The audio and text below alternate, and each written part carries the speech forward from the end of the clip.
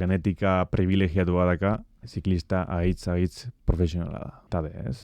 Lasterketa guztietatik, uste bakarrikan batean gelitu dela bigarrena, izan dela Paris-Roubaix, da beste guztiak irabazin ditu, ez? Hoi da bere genetika, baina gero ere bai bere lana, ez? Jendeak galdetzen dianean nola den ziklismo azken da Formula 1 bezala, baina xerrindularian. Dena monitorizatzen da, esfortzua, batioak, etapa bukatzen denean, ez? Ikusten duzu zer egin duen, ditugu sensore batzuk ikusten dizula bai bere temperatura korporala, eta horren bere ikusten duzu nola joan den estrategia, ez?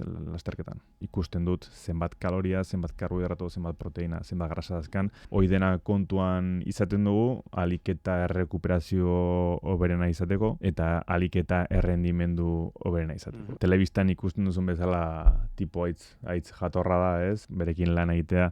Aitz erraza, nik daukat talde aitzona, ziklistekin eta sukaldarikin, nire helburu bat zen biziketa talde batean lan egitea, baina ez nun pentsatu ere egin, munduko talderiko benenan egotea, eta gero netzat, historiako ziklista hobenarekin lan egitea. Ametsa egia bihurtu da, ez?